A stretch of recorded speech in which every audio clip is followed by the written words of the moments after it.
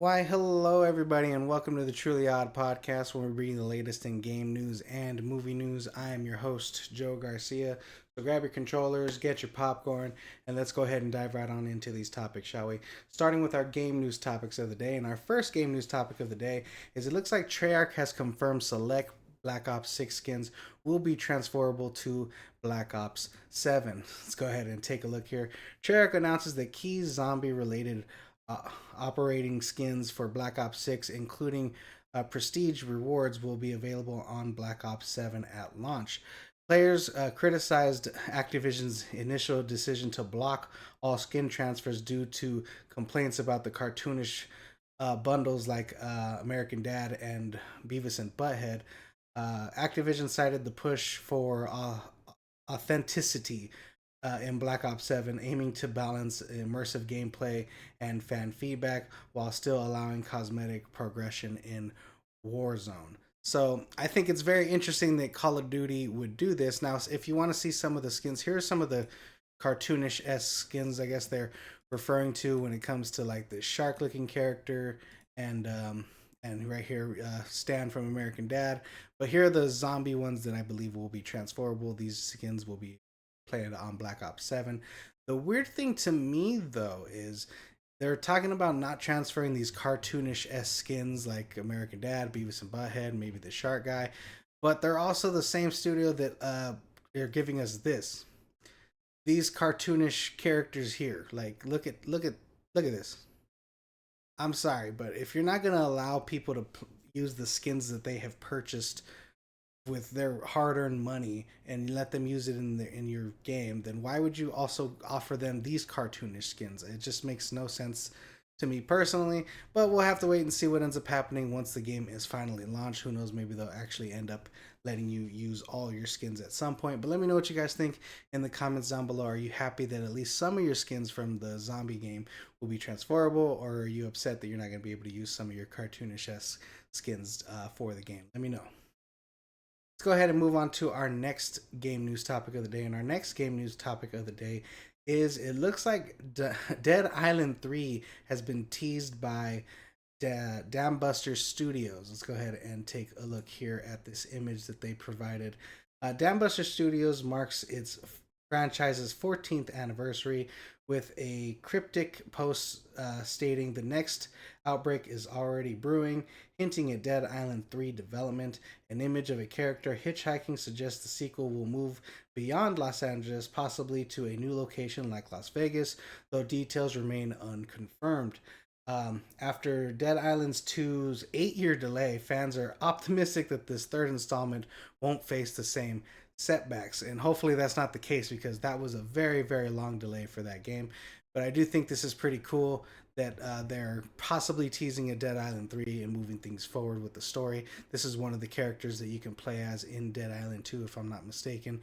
So I would be interesting to see them go to Las Vegas or other cities, maybe make it a little more open world than it already has been. So it's very interesting what they're doing over there at the studio, and hopefully they don't take a ridiculously long time to develop this game. I did have fun with the Dead Island games, not the best zombie games, but a lot of fun. Let me know what you guys think in the comments down below. Are you excited for a Dead Island 3?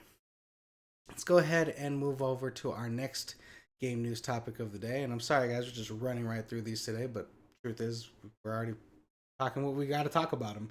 Anyways, moving over to our next game news topic of the day. It looks like Sega unveiled Tokyo Game Show 2025 lineup and teased 4 mystery titles.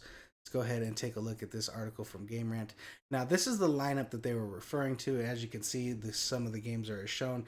Sega showcases include Sonic Racing, Crossworlds, Virtual Fighter 5, Football Manager 26, Sega Football Club Champions 25, Switch 2 versions of Persona 3 Reloaded and Persona 5 the Phantom X. And as you can see here, these are all the games that we're discussing. Also some other games from third parties like Borderlands 4, Stalker 2, and so forth. But the real question is what could these 4 coming soon titles be? And right now the rumor is for the unannounced titles are listed as coming soon. This speculation points to a new Yakuza entry, and possibly a new Virtual Fighter sequel, and a possible remaster of what is it, Sky of Arcadia and Jet Set Radio. But anyway, whatever they end up being, I do think it's exciting that they. I love it when studios do teases like this because it gets a lot of fans excited for what they possibly have coming out for the studio and for the games. And also, if you guys haven't checked out some of these games, I do think they look pretty interesting. If you want to see some of this imagery here, I'll have all the articles linked in the description down below if you're interested in any of these titles, so you guys can go ahead and take a look. And Tokyo Game Show, I hopefully one of these years I'll be able to get to go there because I would love to visit Japan, and also to attend a game show like this would be a lot of fun. But let me know what you guys think. Are you excited for the 4 unannounced titles, and are there any of the lineup that they already announced exciting you guys? Let me know in the comments down below. Go ahead and move over to our next game news topic of the day, and our next topic is it looks like Wolverine PS5 playtesters say the game looks fantastic ahead of rumored trailer reveal. Let's go ahead and take a look here from Game Rant. Let's go ahead and read you guys some of these details here. Insider Tom Hardison, forgive me if I'm pronouncing his name wrong. Anyways, Insider Tom Hardison reports that early playtesters describe Marvel's Wolverine as fantastic, suggesting a strong international, a strong internal momentum despite past development leaks. A new trailer is expected to debut at September 2025 PlayStation State of Play, or possibly at the Game Awards in December, marking the game's first major update since 2021. First, the trailer is. If the trailer is released this fall, it aligns with Sony's typical 1 year lead up strategy, suggesting the potential fall 2026 launch for Wolverine. I do think this is exciting that we're getting some word from playtesters letting us know that this game is coming out, because a lot of playtesters they sign NDAs and they're very much behind legal wall. And if you release information about a game, you will be sued and you will not be a playtester anymore, and it will be hell for you. So the fact that information is coming out means that Sony might be. Maybe Sony or PlayStation or Insomniac might be letting the reins loose a little bit, allowing players to say a little bit of positive feedback for them, so the news gets out there, especially leading up to a possible trailer reveal in September. So we'll have to wait and see what ends up happening. I'm hoping later this month we do get some footage for the Wolverine game, because I've been long awaiting it. It's very exciting to see something like this for this game, especially what Insomniac did with Spider-Man. I think what they are going to be doing with Wolverine is going to be a lot of fun. But hopefully it'll be a rated M for mature game, because he seems to be that type of character, and it seems to be a game that would benefit a rated M for mature. And if they find a way to cross over Spider-Man with Wolverine, that would be even more fun. But let me know what you guys think in the comments down below. Are you excited to hear playtesters come out and say how the game is playing fantastic, or do you think it's just hearsay right now and just word of mouth that things are good because the studio wants it to sound this way so far? Let me know what you guys think. Let's go ahead and move on to our last game news topic of the day. And it looks like a Nintendo Direct is set for Friday, promising 60 minutes of Switch and Switch 2 game reveals. So it comes to us from Game Informer. Nintendo Direct airs Friday, September 12th at 6 a.m. PT and 9 a.m. ET. If you're not those time zones, you know what to do. Go ahead and look it up. Nintendo Direct airs. Oh no, I already read that. Nintendo confirms the showcase will feature upcoming games from both current Switch and next gen Switch 2. We are expecting updates for Pokemon Legends ZA, which were Metro Prime 4, Kirby Air Riders. With no full lineup revealed, fans anticipate surprise announcements and gameplay footage and reveals, especially for titles launching later in 2025 and early 2026. This is cool. I do think it's very interesting how many Nintendo Directs we're kind of getting this year. I feel like we've already covered like 5 of them, if I'm not mistaken. Like for the Switch 2, for any other things, but yeah, they seem to be doing a lot of different Nintendo Directs. But this one seems to be covering a large vast of games, not just one specifically. That's kind of one thing that annoys me about the Nintendo Directs and State of Plays, when they only focus on one game. Don't get me wrong, like the state of play that showed me the 007 stuff was very good and very fun, but I don't feel like that needed to be a state of play. It could have just been a gameplay review, or just an example like any other studio. Doesn't have to be a big event, but I think that's why they tie it behind events so people could come and attend it. But let me know what you guys think. Are you excited for this Nintendo Direct, and are you looking forward to seeing what games and slates they have to announce there? And that does it for our game news topics of the day, guys. We're going to go ahead and move on to our movie news topics. And starting with our first movie news topic of the day, and that would be talking about the Rip trailer from Netflix. If you guys haven't seen this trailer, it stars Ben Affleck and Matt Damon, and I'll have a link to the trailer in the description down below if you guys are interested in checking it out. But essentially, it's this.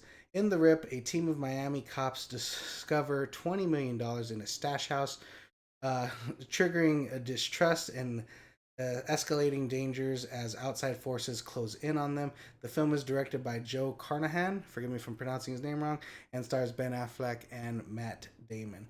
And here they are. Here it looks good. There's this cool line in the trailer about what Matt Damon's tattoo on his hand means. I forget what it was, but I did like the trailer overall. I thought it was interesting. It got my attention. I honestly didn't even know about this movie. Didn't even hear about this movie before seeing this trailer. So it's nice to see them working together. Ben Affleck and Matt Damon always make a great duo. So I'm excited to see what this film has to bring, and hopefully it's good. We'll have to wait and see. Let's go ahead and move on to our next movie news topic of the day. And our next movie news topic is, it looks like David F. Sandberg is set to direct an Amityville horror reimagining for Amazon MGM Studios. Following the success of Conjuring Last Rites, Sandberg will helm a fresh take on the Amityville horror with Ian Goldberg and Richard Nying, forgive me if I'm pronouncing their names wrong, writing the script. The project reunites Sandberg with the Safran Company, known for Annabelle Creations and Shazam. The announcement follows renewed interest in Amityville-based stories, with multiple studios developing parallel projects, rooting it in the iconic 1970s legend. So, if you guys didn't know, there is an original Amityville horror starring Ryan Reynolds, if I'm not mistaken, which is a pretty good and solid movie. But this director, I think David F. Sandberg is a very underrated director. What he was able to do with his YouTube short Lights Out and turning that actually into a movie, that is this director. The movie Lights Out, and then what he did with Annabelle Creations and what he did with the first Shazam movie. And I don't blame did he direct the second Shazam movie? I think he did. Hold on, let's see. David F. Sandberg. Yes, he did. He directed Shazam: Fury of the Gods. So his. Wait, did he direct Until Dawn? Hold on one second. My bad, guys. I'm just figuring this. He did direct Until Dawn. Okay, that's awesome. Well, he's a phenomenal director as it is. Some of the movies that he's done, I don't blame Shazam: Fury of the Gods on him at all. I think it's a good movie for what it is, but I honestly think it failed just due to the massive failure that the DCE was. So I don't blame him for that. I think he's a phenomenal director. To see him bring his take on a horror for the Amityville horror would be very interesting and exciting. But let me know what you guys think of this. Do you like David F. Sandberg, and are you interested in seeing what he brings to the franchise or brings to a new horror franchise? I think most studios are going to try to kind of match what The Conjuring did, because it just made $80 million and is a very successful franchise. So I'm sure more studios are trying to do that, because horror movies are lower budget films. Well, let's go ahead and move on to our next movie news topic of the day. And our next movie news topic is as follows. It looks like Netflix is currently in the works of making a My Hero Academia live action movie, and it is moving forward with a new writer attached. Let's go ahead and take a look here. This is the writer who's going to be helming the script for this. Known for Wonder Woman and Welcome to Drew, Jason Fox, forgive me if I'm pronouncing that wrong, has been tapped to write the Netflix and legendary live action adaptation of the manga My Hero Academia. Shin So, this is a Japanese name, so forgive me, I'm going to pronounce this horribly wrong. Shinsuke Soto, forgive me again, acclaimed for manga-based films like Bleach and Kingdom, remains attached to direct, bringing genre expertise to the project. With over 100 million manga copies in circulation and a massive anime following, My Hero Academia is poised to as a major crossover event for Netflix. So hopefully this turns out to be well. It looks like this guy is a great writer. I think the first Wonder Woman movie was good, whereas the second one not so good. But I think what he did bring to that first Wonder Woman movie was great, and I've heard great things about Welcome to Drew. Derry. Jesus, why I say Drury? Welcome to Derry, especially because following it and stuff like that. So I'm sure he's done very successful for them to tap him and bring him on for this script. Hopefully, he's a fan of the My Hero franchise, and I think it'd be interesting to see them. But if I'm being honest, that Bleach adaptation and that Kingdom adaptation that I've seen on Netflix aren't very good. I don't think Netflix typically does anime adaptations very well. I just think there's like a big culture difference there when it comes to adapting things, because the way the Japanese adapt anime as opposed to the way we adapt is a lot different. Japanese adaptations tend to, while stick more accurately to what's going on, they also change like a ridiculous amount. Attack on Titan movie would be a great example for that, where so many things from the story were changed, and I felt like the Bleach one was the same.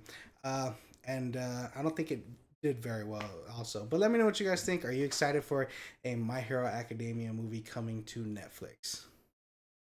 Let's go ahead and move on to our next movie news topic of the day. And our next movie news topic is, it looks like the Sphere Wizard of Oz reimagining profit boom is sparking more movie reimaginings. Let's go ahead and take a look here. The AI enhanced immersive screening of The Wizard of Oz at the Las Vegas Sphere is projected to generate over 500 million in gross profits by 2026. The Sphere's chairman James Dolan is in talks with Warner Brothers currently and Disney to adapt iconic franchises including Harry Potter and Star Wars.